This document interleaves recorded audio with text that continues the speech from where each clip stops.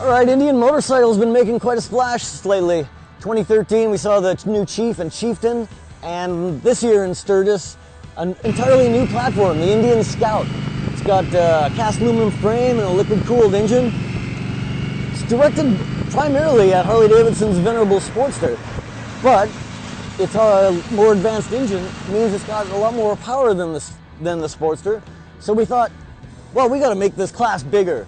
And so we've got a 7-bike shootout for you here today. So when we looked at competitors, we looked at price, we looked at displacement, and we also looked at performance. And so we've got a couple of Japanese competitors, about 1300 cc. Over there we got some more Americans. We got the Indian's cousin, the Victory Gunner, and another liquid-cooled 60-degree V-twin, the Harley-Davidson V-Rod. And then behind us is Moto Guzzi's California 1400. Evans, take us through some more details of these. Well, I think we should really start with the Indian because that's what prompted this test. I mean, it's the smallest displacement bike we have here. It's also one of the lightest bikes we have here and the second least expensive. But what does that get you for that? You get a really nicely performing liquid-cooled 60-degree V-twin, 4 valves per cylinder. It ranks, despite being the smallest displacement, second in terms of horsepower delivery and third in terms of overall torque. And that's up against bikes like the Gunner, which is a 1700 cc motorcycle. So this bike is clearly punching out of its class. This is the 800-pound gorilla.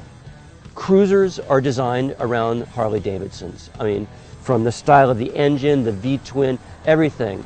When you explain what a cruiser is to a non-motorcyclist, you say, you know, the ones that look like Harley-Davidson. This had to be here. I mean, they've been selling this bike to generations of riders. So Indian was clearly gunning to take this bike down a notch. We're trying to define a class. So I say we toss all these bikes together, shake them around a little, and see where they end up at the end of the ride.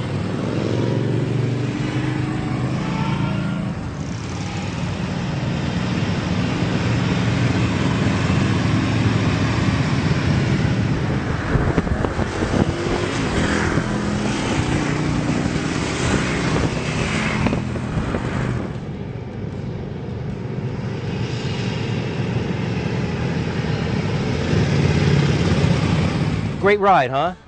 Yeah, it was great. We're back here after a day of riding. We've gathered at the famous Cook's Corner motorcycle watering hole, and they've graciously allowed us to gather in the back out of sight so that we can talk about these 7 V-twin motorcycles. Ready, set, go. We definitely should start the Scout. The Scout is the thing that brought all these together and a diverse lineup of bikes. All V-twins, but really each has their own personalities, right?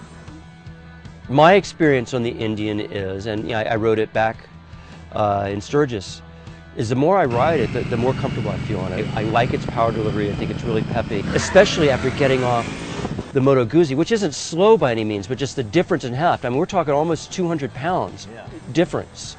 And you feel it. And you know, there's a difference in length, a difference in heft. So getting on the Scout almost feels like I'm stepping onto a sport bike. So for a first effort, the Indian Scout's a good bike. You know, it's got a good engine, but I think it radiates a lot of heat out of that rear cylinder. That exhaust kind of goes right by your leg, and it just roasted me during our ride. I don't know about you guys, but I imagine it's the same thing. I've noticed on D-Cell, I expect big V-twin engine deceleration from it, and it kind of just coasts when I get off the throttle, and I just got to get used to that feeling. When I ride a cruiser, I expect when I get off the throttle, it's going to get this big booming V-twin engine braking effect.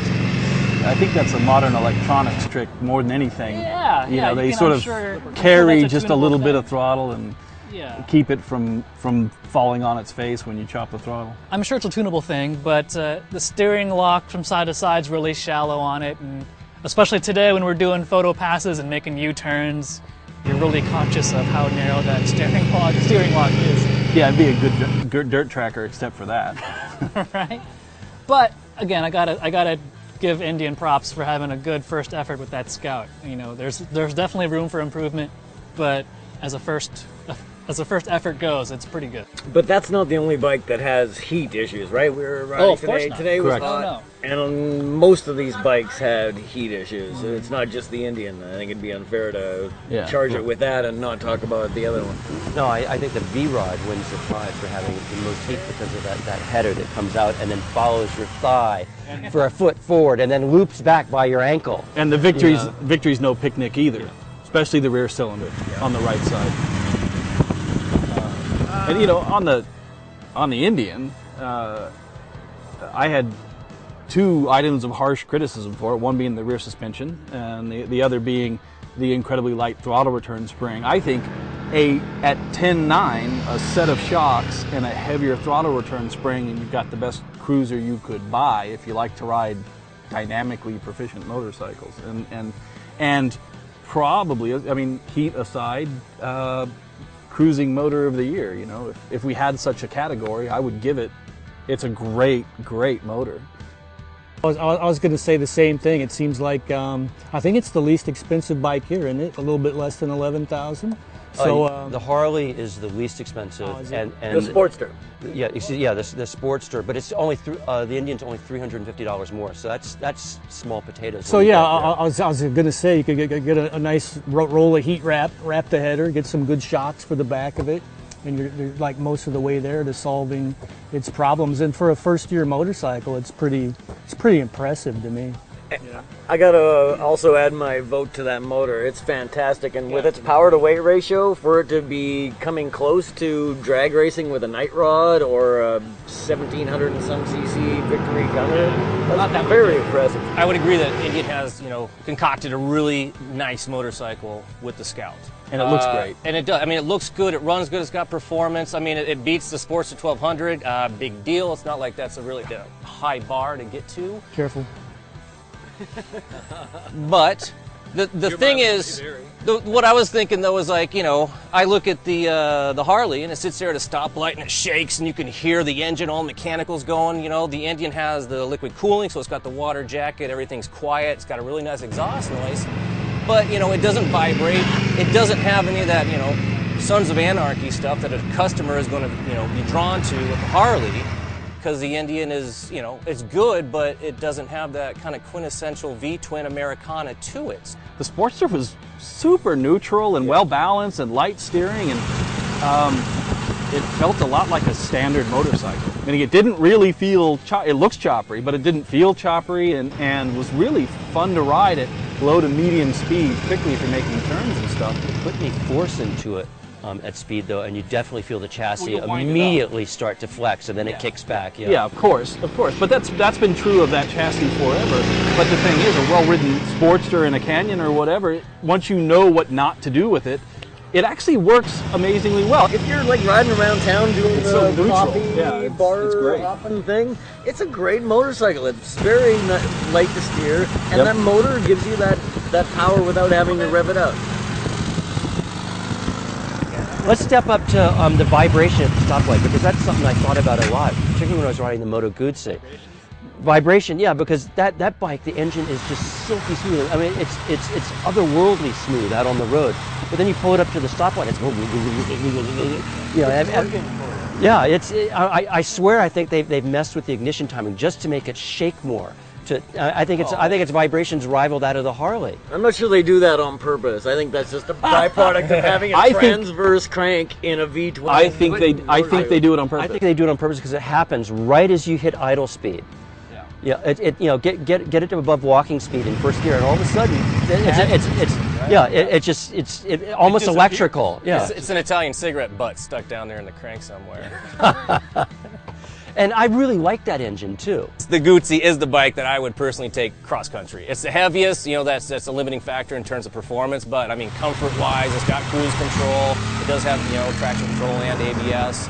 And I mean, you get out there and it's just, other than it is a little wide, and for taller guys like Sean, yeah, you're gonna, you know, hit your knees up against those cylinders, but I'm 5'11", I'm like, I think right on the cusp of it still being comfortable for me. And I mean, I really like that bike. Of the large displacement air-cooled twins, we've got the Victory over there, right? And the Guzzi's great if you rev it out.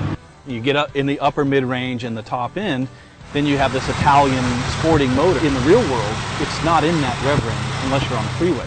And so riding around, that Victory feels way ballsier than the Guzzi does when you're riding normally. Victory offers a factory optional rear suspension that gives you an inch more ride height.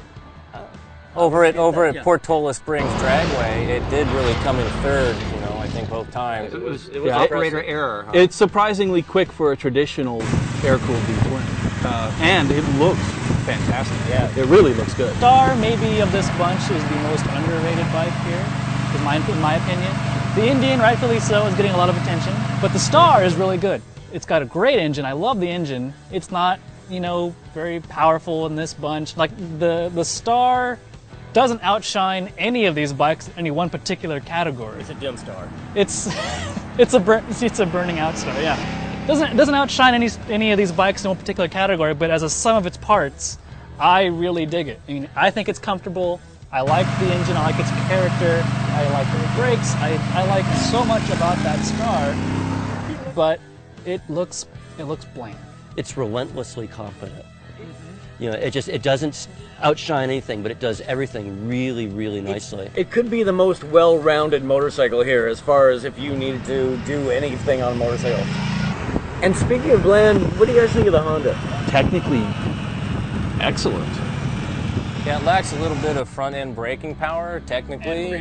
But what I thought was funny, because again, in terms of being disparate, that bike has got the big beach cruiser bars on it. It's got the longest wheelbase, and it's like an old dial-up internet connection. You start to put some input in the bars, and it takes a while to get down to that front wheel before it starts going around the corner. It's a bitchin' style bike 6 years ago, and now that things aren't raked out like that, it's a little bit of an odd duck. The fuel injection's perfect. Like everything on it works superbly well. And I have to say, if you're a full-size guy that insists on buying a full-size bike as a first bike or something like that, it'd be pretty hard to argue against it. I think Harley would argue that the Sportster looks the most custom of the bikes here, but really, I think sitting in a lot, the Honda looks like the most custom bike out of all of them. And it's funny because it's quite possibly, personality-wise, the most vanilla of all of them. Okay, I think we also got to talk about the Night Rod, right? Because that is a very special bike. It costs a lot more, especially than the Scout or the Sportster. And it's a really fun bike because that engine rocks. But to me, that fat back tire, it dynamically spoils what is really a pretty good package. But you'll get used to it. If you own that bike, 3 months later, it's just second nature. I don't think, we struggle with it because we're getting off of more normal sized rear tires. So you feel it immediately. And the engine, has gobs of power And anywhere. Sounds great. Great intake howl. It's a good bike. It just needs a normal rear tire. And that's the thing that's nice about the Indian too. The Honda is a perfectly nice motorcycle. The Yamaha is a perfectly nice motorcycle. And the V-Rod, it does handle a little weird because of the back tire. But if you hop off of any of those three onto the Scout, it weighs, what does it weigh? 462, like 6 pounds less than the Sportster. Yeah, 562, less than the Sportster. This is the lightest bike here. And when you jump on it, you can tell it's like 100 pounds less than any of those other bikes. It's physically And small. if you were going to travel somewhere, maybe not the best one, but it's the Scout for like around town, around short hops and stuff, and you can feel the missing weight. And once you fix the suspension and the other couple things, man, it's just like it's a different category of motorcycle to me. It's kind of in the category of the Sportster, but to me it blows the Sportster away. When you guys told me what the bikes were that we were going to be bringing on this shootout today, I thought, how will we ever be able to extrapolate what we need to in order to make a decision as to which one is the best? You have motorcycles here that represent more modern cruising. There's some new technologies involved. It's not new, but the liquid cooling has really taken over. High performance brakes, engines that have a lot of performance packed into them. Then you have cruisers that embrace more traditional aspects, like the Sportster does, and even to a certain extent the Honda. And you have two shaft drive bikes in this. So how are we going to do this? And at the end of the day, what I figured out is that the Indian kind of embodies all of them to a certain extent. It's got an incredibly high performing engine, but it has some heat. It handles extremely well, but the tires aren't the best in my opinion. And it's comfortable, but the suspension kind of holds it back in the rear end.